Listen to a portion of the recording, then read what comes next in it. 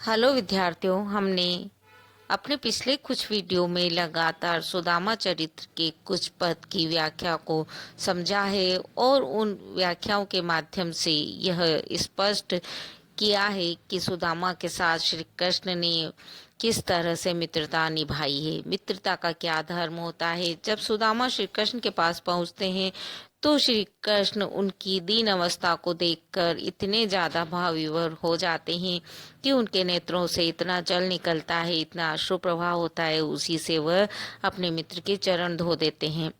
श्री कृष्ण के लिए सुदामा कुछ लेकर गए हैं, परंतु श्री कृष्ण के वैभव को देखकर अपनी उस छोटी सी चीज को देना नहीं चाहते, उन अपने चावलों को देना नहीं चाहते। परिणाम स्वरूप कृष्ण बड़े ही मजाक मजाक में उनसे वह चावल ले लेते हैं और 2 मुट्ठी खाने के बाद जब तीसरी मुट्ठी खाना चाहते हैं तो रुक्मणी उन्हें रोक लेती है और कहती है कि क्या आपको संपत्ति की इतनी अनचाह हो गई है कि अपने जैसा सुदामा को बना रहे हैं और स्वयं सुदामा बन रहे हैं। इस तरह से श्री कृष्ण के यहाँ बड़े ही आदर भाव से, सम्मान से, प्रेम से सुदामा कुछ वक्त रहते हैं। उसके बाद वहां से वह प्रस्थान करेंगे। इन्हीं से संबंधित पद को हम यहाँ व्याख्या के माध्यम से समझने का प्रयास करते हैं। 7 दिवस यही विधि रहे, दिन दिन आदर भाव, चित चलियो घर चलन को ताकर सुनो बनाओ।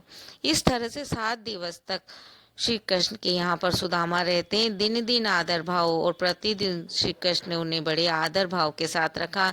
चित्त चलियो घर चलन को, फिर उनका चित्त चला, मतलब उनके मन में इच्छा जागृत हुई कि अब वह उन्हें अपने घर के लिए प्रस्थान करना चाहिए। ताकर सुनो बनाओ, उस बात को उन्होंने बड़े ही बनाकर अर्थात बड़े ही सुंदर तरीके से श्री कृष्ण के समक्ष रखा, क्योंकि श्री कृष्ण बड़े प्रेम से उन्हें रख रहे थे। आपको कोई बड़े प्रेम से रखता है और उसमें आप वहां से जाने की कहें तो उसे बुरा लग सकता है, इस बात का उन्हें ध्यान है। क्या स्थिति होती है जब जाने की वो कहते हैं, तो निश्चित रूप से जिस तरह की पद की यहाँ पर प्रस्तुति की है कवि ने, उससे लगता है कि हमारे जो भारतीय प्रथा है कि हम अपने मेहमान को कुछ वक्त और रोकना चाहते हैं, इसी तरह से शायद श्री कृष्ण ने भी रोका है सुदामा को, और सुदामा अगले दिन वहां से प्रस्थान करेंगे। उसके पहले जब रात को वो सोते हैं तो क्या घटना घटित होती है, इससे संबंधित बड़ा सुंदर पद हम अगले व्याख्या के रूप में देखने जा रहे हैं। दाहिने वेद पढ़े चतुरानन, सामूहिक ध्यान महेश धर्यो है, बाएं दुओ कर जोर लिए सब देवन सात सुरेश खर्यो है। एतई बीच अनेक लिए धन पायन आय कुबेर पर्यो है, देखी विभो अपनो सपनो बपरो व बामन चौकी पर्यो है।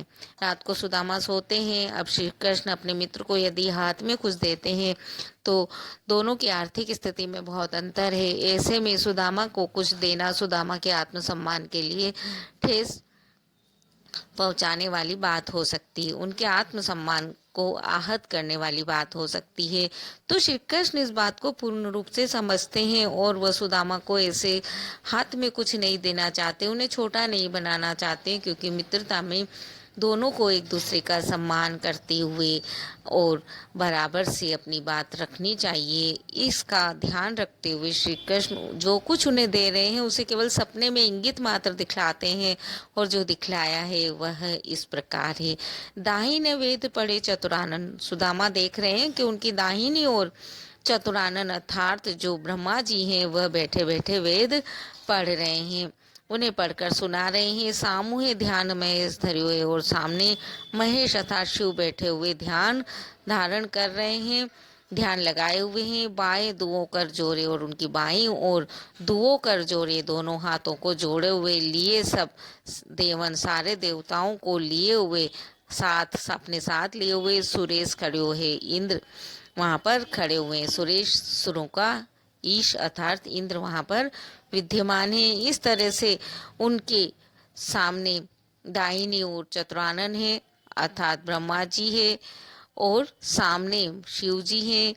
दोनों हाथ जोड़कर देवताओं के राजा इंद्र सारे देवताओं के साथ उनके सामने बाएं ओर खड़े हुए हैं। एतई बीच, इसके बीच जो जगह बची हुई है, अनेक लिए धन, अनेक धन लिए हुए, पायन आए पैरों में आकर कुबेर पड़े है। कुबेर जो धन का देवता है वो बहुत सा धन लेकर इनके बीच में ही क्योंकि सामने और दाएं बाएं हमने देखा है कि सब स्थान भर चुके हैं, तो जो बीच की जगह है वहां से आकर कुबेर उनके चरणों में पड़ा हुआ है।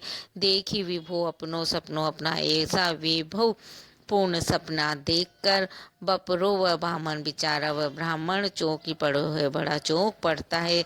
इतना गरीब जिसे कोदो सवा भी भरपेट नहीं मिलता था, वह ऐसा सपना देखेगा तो चौक ही जाएगा। इस तरह की बात यहाँ पर कवि कर रहे हैं। देनो तो सो दे चुके विप्र न जानी गात, चलती बेर गोपाल जू कछु न दीनो हाथ। अब यदि सामने देते हैं तो मित्र को बुरा लगेगा, इसलिए जो कुछ देना था उन्होंने अप्रत्यक्ष रूप से पहुंचा दिया है, सब कुछ चला गया है सुदामा के घर। तो यहाँ कवि कहते हैं देनो तो सो दे चुके, जो कुछ उन्हें देना था वह दे चुके हैं श्री कृष्ण। विप्र न जानी गाथ, परंतु विप्र ब्राह्मण इस बात को, इस गाथा को, इस कहानी को बिल्कुल भी नहीं समझ पाते हैं। चलती बेर गोपाल जो, क्योंकि चलते समय जब प्रस्थान कर रहे हैं वहां से, उस समय विदा होते वक्त गोपाल जो था श्री कृष्ण ने कछु न दीनो हाथ, उनके हाथ में कुछ भी नहीं दिया। ऐसे में सुदामा सोचते रहे तो बड़े अच्छी तरह से हैं, पर हमें चलते वक्त तो कुछ भी नहीं दिया। मन में तर्क वितर्क बड़ी जल्दी उठता है, जबकि बहुत अच्छी तरह रखा है श्री कृष्ण ने, तब भी मन बड़ा ही चंचल है और वह हमें फटाफट गलत सोचने को बाध्य कर देता है। इस बात को कवि यहाँ कहना चाहते हैं। उन्होंने यहाँ पर उस बात को सुदामा के अंदर के तर्क वितर्क को अभिव्यक्त किया है। हम उसकी कुछ पंक्तियां यहाँ देखते हैं। वह पुलकनी वह उठी मिलनी, वह आदर की भांति, वह पठवनी गोपाल की कछु न जानी जाती। यहाँ पर वो सोच रहे हैं सुदामा मन ही मन, वह पुलकनी वह उठी मिलनी, वह पुलकना अर्थात वह रोमांचित होना, वह उठकर मिलना, वह आदर की भांति और वह मुझे इतना आदर प्रदान करना, वह यह पठवनी गोपाल की, और इस तरह फिर मुझे खाली हाथ भेज देना, कछु न जानी जात। श्री कृष्ण की बात कुछ भी मुझे समझ में नहीं आती है। अब हम फटाफट दूसरे के प्रति गलत सोचने लगते हैं। इसी बात को यहाँ पर अभिव्यक्ति देते हैं कवि। घर घर कर ओढ़त फिरे तनक दही काज, कहाँ भयो जो अब भयो हरि को राज समाज। अब वो कहते हैं घर घर कर ओढ़त फिरे, ये वही तो कृष्ण है जो घर घर अपना हाथ ओढ़त अर्थात फैलाए हुए फिरते थे। काय के लिए? तनक दही के काज, थोड़े से दही के लिए जो अपना हाथ फैलाए फिरते थे। कहाँ भयो जो अब भयो, अब क्या हो गया यदि अब उनके पास विद्यमान है हरि को राज समाज, यदि भगवान के पास अब हरि के पास राज समाज हो गया, अब राजा बन गए तो क्या हुआ, आदत तो वैसी ही है।